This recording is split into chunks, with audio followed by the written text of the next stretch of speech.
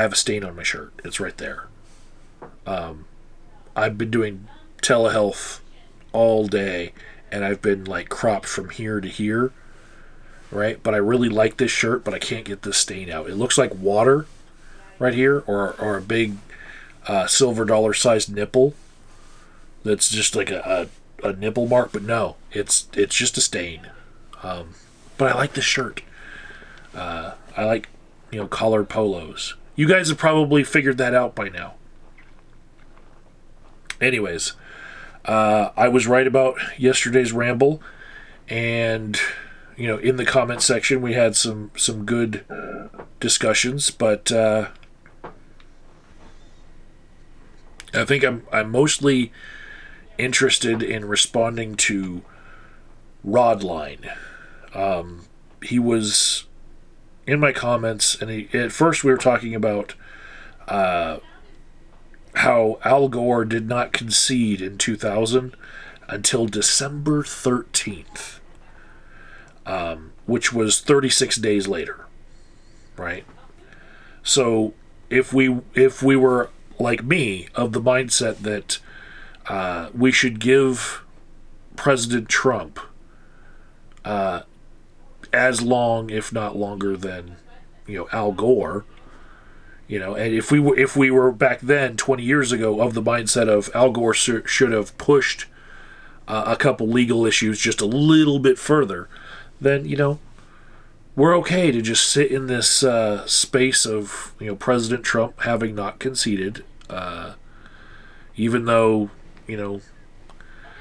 dignitaries from all over the world and news organizations from all over the world are saying Biden won. That's fine. Just let it play out. We'll get an answer, and that's the way it should be. All avenues played out, and then finally we have that final answer. No reservations. Which I felt like there were 2 or 3 reservations I had left when Gore conceded, and I wish he had pushed just a little bit more, but hopefully Trump just pushes all of those different avenues. But really, I don't see his legal standing being as strong as Gore's, even though I want him to push as much as he wants to push, because he's like 0-12 for the rulings that he has had on election fraud that he's been alleging. So, 0 for 12. Ouch. I think the one thing that he has won is that his poll watchers are now allowed to get within 6 feet of the people doing the count, which just gives them a little bit closer look at him losing, which it's fine. If you want to call that a win, then I guess we can say that he's 12-1. But nothing that is outstanding that I can see as far as his lawsuits looks like it could flip the results of the election that he's trying to flip. And, I guess we're just going to have to see these things play out. Meanwhile, I've heard that on Friday there's supposed to be some sort of mass exodus of people to Parler from other social media. It's like they're running away from having to see the gloating of the Democrats on the other social media outlets. So, there's that. What Rodline ended up bringing up to me, which was a side tangent, was he wanted to know my thoughts on this new trend in discussions where people are wanting to keep lists of anyone who's ever helped Trump. Specifically, There's a tweet, and I've pulled it up right here in front of me.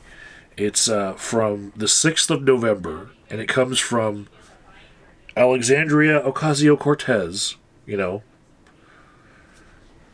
queen of all of us SJWs, right? So I should be on her side, right? Right?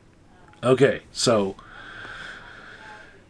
she tweeted on the 6th of November, is anyone archiving these Trump sycophants for when they try to downplay or deny their complicity in the future? I foresee decent probability of many deleted tweets, writings, and photos in the future. And, she's not the only one who's kind of hinted at maybe there should be some sort of revenge, like maybe it's harder for them to get hired because in background checks, the checks check for were you a QAnon supporter, stuff like that. Yeah, I'm not really sure that I'm on board with those sorts of lists. For one, as a therapist, this is my subjective view as a therapist. Not all therapists would be this way. As a therapist, I would say that I equate belief in QAnon to be, somewhat of a temporary mental illness. It's a lapse of judgment at the very least. So, to keep a list of these people who have caught this mental virus of QAnon, and then have this list revisited on them later in life to say, like, hey, remember that one time you fell down the wrong rabbit hole and you went crazy for a little bit? Now we don't want to hire you. That's not right, If someone's making overt death threats or saying that they want to overthrow the government with their guns, or even just being particularly vulgar, like, my threshold for this would be like really, really high. But let's just say there's this really high threshold, but there's like the express lane to it would be dropping the N-word, right? If you do that, then you can reach that vulgarity really quick. But like, you'd have to be really, really vulgar for me to say, yeah, you belong on the same list as all those people that are making death threats. So this list would be a lot shorter, hopefully, than all the people who believe in QAnon bullshit. Maybe this list needs to be kept as far as, do we want to let these kind of people into certain professions, into certain jobs, especially, let's say, if you were a Democrat and you were just hiring staff. You wouldn't want somebody who was wanting to be a spy for the QAnon movement or Project Veritas or something. So maybe you do a background check and say, oh, look, we have a database where this person, actually fell down the QAnon rabbit hole for a while. And so they might be a spy just wanting to, take pictures of red wagons and say that it's voter fraud, and you don't want those people. And definitely with the amount of engagement that these QAnon folks have had, I would say QAnon is right now at least as influential in American politics as Occupy is still, right?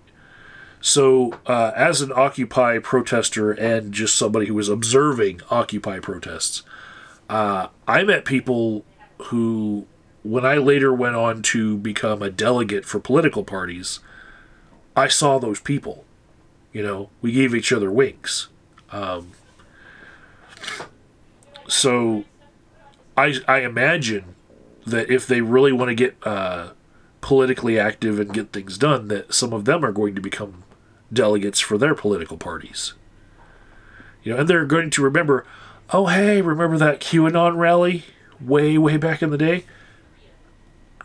I remember you, and, they'll maybe high-five each other, like, hey. I know if I go to the state assembly for the Democratic Party, at least 50 people there I would know from other sorts of activism. If I were to go to the Republican Party, I'd probably still know 10. And those are really just libertarians trying to infiltrate the Republican Party to, sway it a little bit more their way. But yeah,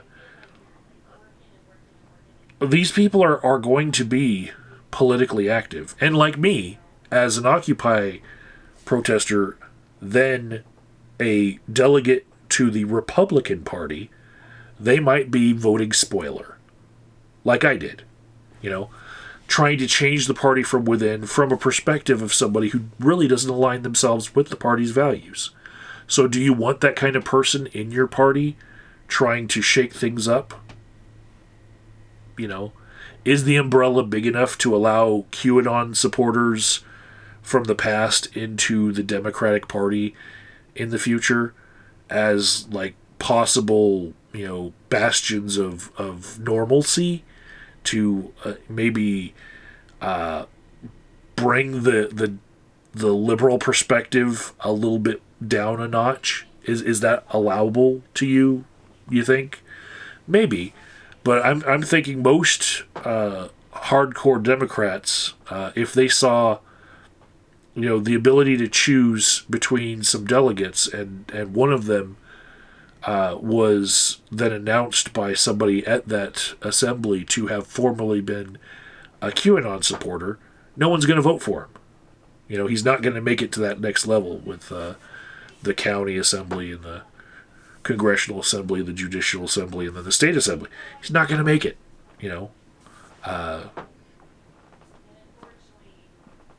that's because, people have at least a baseline of what they think their party should be about, and they don't want it subverted. I did see a Reuters poll this morning, and it said that 80% of Americans believe that Joe Biden won the election. Which means 20% today don't. 1 in 5 people, 1 in 5, thinks that Donald Trump still has a chance of winning. And previously, a lot of us got really sad on the left that while Joe Biden got somewhere over 74 million votes, Donald Trump still got 70 million, which means there were 70 million people willing to vote for him. And it's really easy to conflate QAnon supporters with Republicans in that mindset coming from the left of like, oh, holy shit, there's there's 70 million people buying into the idea that Democrats are Satanists sacrificing children with a child sex ring, right? When you see that 80% of people in America now believe that Joe Biden won the election, Donald Trump doesn't have a chance, and they're ignoring Donald Trump as far as him grasping for straws now, that brings that 70 million down a lot. So at least half of those people who were voting for Trump were actually thinking, I'm voting for Republican values in general. Not so much Trump. Maybe I don't support Trump the guy, but this is the guy that's closer to my values in what he's saying than the other guy. So I'm going to vote for him. That's how they were voting. They weren't saying, I support Donald Trump as the savior that's going to arrest all of the Democratic Satanist pedos who are drinking the adrenochrome from the blood of their child sex slaves, you know? But unfortunately, it's still not really assuring to me that maybe 1 in 5 people does think that way. I know that the traffic on QAnon sites is like 1 million people a day. So it's somewhere between that 1 million and 30 million people in America that are buying into that crap. And on Friday, they're going to have this really big mass exodus off of YouTube, Twitter, Facebook. They're all going to Parler. And maybe amongst themselves they could just work it out. You know? That would be the ideal situation, that maybe they just have a great enlightening amongst themselves as far as, you know, yeah, we kind of need to revise what our belief systems are built on. But, yeah, I don't see it going that way. So no, I don't follow AOC's line of reasoning as far as making lists of people. Really, I'll say to you guys right now, if you were a Republican or a conservative or just on the right, and you supported Trump because you unfortunately had to, in order to support the guy that was closer to your politics, and you didn't really like Trump the person, I can forgive that. Right? And if you think that your party, going forward, does not need to be associated with Trump, I'm on board with that. You know, if you don't want to be labeled with Trump's stances on things in the future, and you make it clear that, like, what Trump says is not what goes with me, I promise I'm not going to label you with shit Trump said and say you are responsible for that. You know, if you're trying to get away from that, I will recognize that in you. And in a way, I think that sort of sentiment is kind of the foundation of a lot of good in the world. When you look at, like, the ideas of forgiveness and redemption, you know, there's a lot of people in this world that think we should have more forgiveness and redemption.